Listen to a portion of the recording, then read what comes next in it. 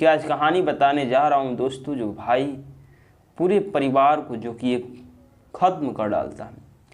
जो कभी एक भाई जो थे कर्ण अर्जुन, जो कि वो कर्ण अर्जुन नहीं रह चुके हैं आज के, वो जो कर्ण अर्जुन नहीं है वो भाई जो कि राम लक्ष्मण जैसा भाई नहीं, आज कलयुग का भाई एक ऐसा निकलता है जो कि पूरे के पूरे परिवार को जो 6 लोगों को 2 एकड़ ज़मीन के लिए मात्र जो कि परिवार को पूरे कत्ल कर डालता है। वो कहानी जो कि सुनाई, जो कि पूरा हिंदुस्तान के अंदर जैसे ही ये खबर पहुंचती है दोस्तों, आसपास के लोग, मोहल्ले के लोग, जैसे ही इस खबर के पहुंचती है कानों कानों तक लोग जो कि दहल जाते हैं। जैसे ही ये खबर के कानों कानों लोगों की पहुंचती है तो ये लोग जो कि हावस खाते आखिर कत्ल किसने किया, क्यों किया, भाई की वजह क्या थी, तो बताया जाता है दोस्तों कि सिर्फ 2 एकड़ ज़मीन की मामला थी दोस्तों।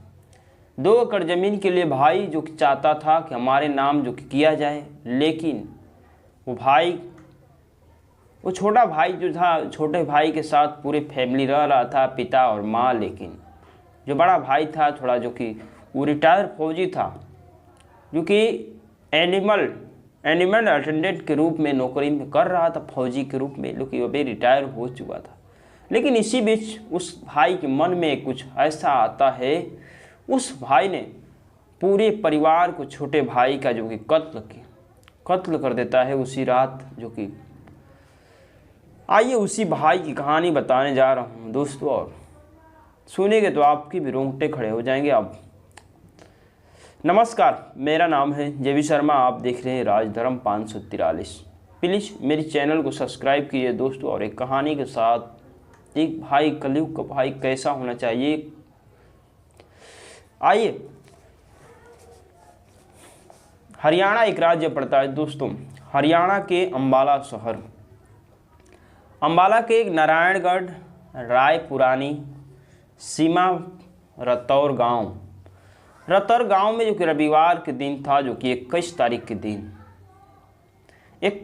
के दिन दोस्तों, 2 भाई जो कि हरीश, एक भाई के नाम होता है हरीश और दूसरा भाई का नाम होता है दोस्तों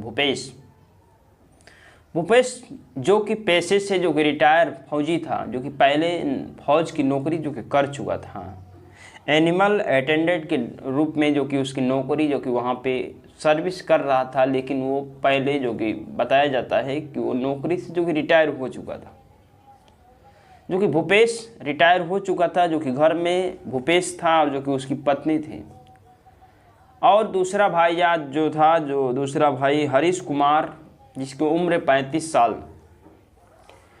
हरीश कुमार के पिता जो कि ओम प्रकाश, माता सुरती देवी जो कि उनके पास पूरे फैमिली के साथ रहता था, और बड़ा जो बेटा था रिटायर फौजी जो कि भूपेश, वो सिर्फ पत्नी और वो दोनों रहते थे।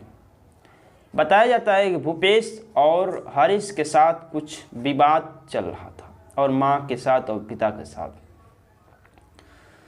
जो कि बहुत काफ़ी दिनों से विवाद चलता है। विवाद कुछ ज़्यादा तो विवाद नहीं था, लेकिन एक 2 एकड़ ज़मीन की विवाद चल रहा था।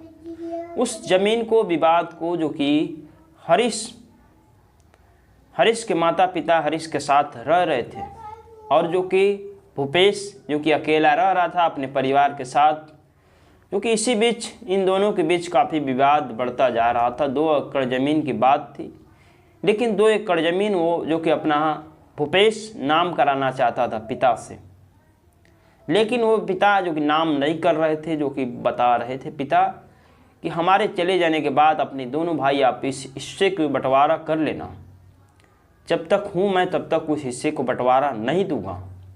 इस बीच भूपेश काफ़ी आग बबूला होता है, जो कि पहले भी बताया जाता है कि इससे जो विवाद हुआ था, झगड़ा हुआ था इस परिवार में, दोनों के बीच, दोनों भाइयों के बीच और माँ बाप के बीच।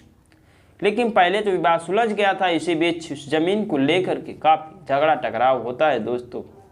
लेकिन दोस्तों आखिरकार भूपेश रिटायर फौजी जो कि बेटा अंबाला के 21 तारीख दिन रविवार को दोस्तों, उस रात की कहानी जो कि सबको दिल को दहला देती है। दोस्तों बता दे कि भूपेश एक कुल्हाड़ी लेता है, कुल्हाड़ी लेकर अपने घर से निकलता है। निकलने के बाद हरीश के घर पे पहुंचता है, जहाँ पे उसकी माँ, उसका पिता यानी कि हरीश भी था और बच्चे भी थे साथ में।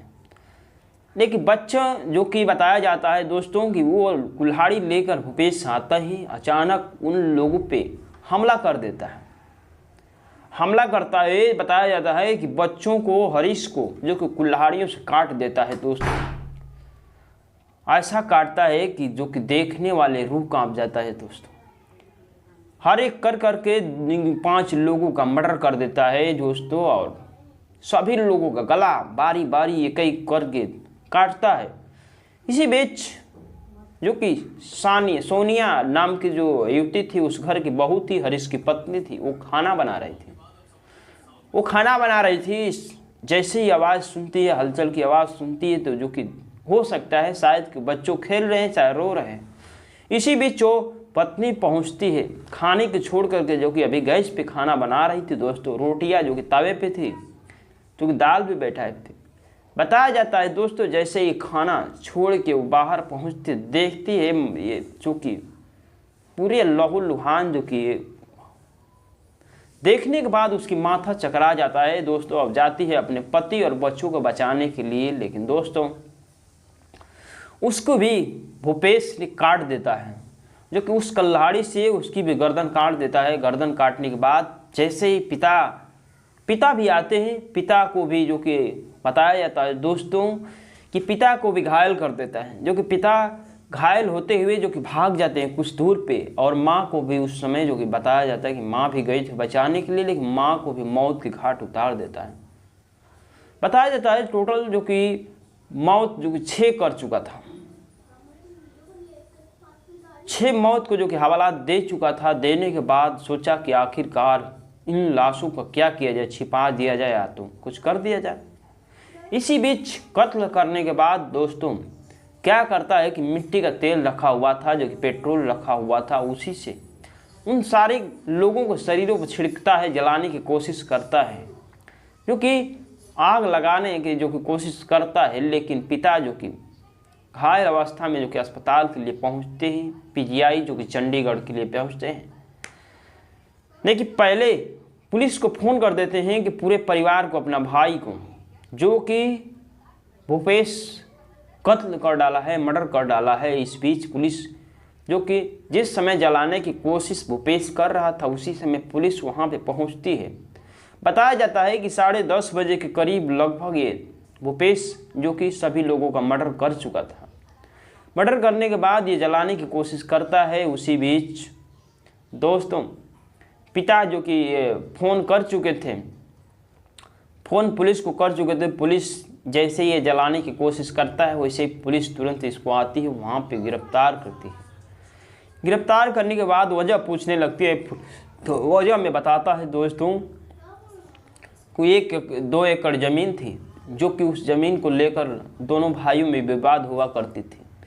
विवाद इतनी बढ़ जाती है, विवाद इतनी बढ़ जाती है कि माँ, भाई और जो कि बड़े छोटे भाई का पत्नी जो कि सोनिया जिसकी उम्र 32 साल थी और 3 बच्चे भी थे साथ में, उनको भी मौत के गले सुला देता है दोस्तों। और जो कि कुल्हाड़ियों से उनकी भी गर्दन काट देता है। काटने के बाद दोस्तों ये पूरी पुलिस को बताता है, जो कि वहाँ के एसपी जो कि नारायणगढ़ रायपुरानी के जो कि सुरेंद्र कुमार थे, जो कि उसने पुलिस पूछताछ करती है और सारे लाशों को पोस्टमार्टम रिपोर्ट में ले जाया जाता है। तो सीधे मर्डर का जो कि केस बनता है, केस बन जाता है। जो कि साफ जो कि भूपेश बताता है कि वो ज़मीन जो कि काफ़ी विवाद हो चुका था, पहले भी विवाद हो चुका था, लेकिन पिता मेरे नाम से जो कि वो कर नहीं रहे थे।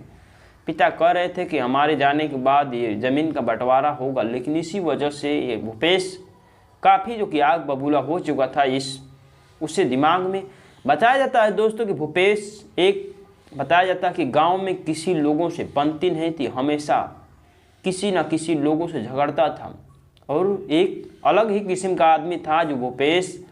बताया जाता है कि रिटायर फौजी जो कि इन परिवार को पूरे छत बिछत कर डाला पूरे परिवार में। बताया जाता है कि अब पिता ही बचे हैं, जो कि मात्र ओम प्रकाश, जो इस भूपेल और हरीश के पिता जो बचे हैं, उस कातिल उनको भी जो कि हमला किया था, लेकिन पिता जो कि घायल हुए, उन्हें जो कि रेफर कर दिया, जो कि चंडीगढ़ पीजीआई में रेफर करने के बाद जो कि अभी उनका तो इलाज चल रहा है।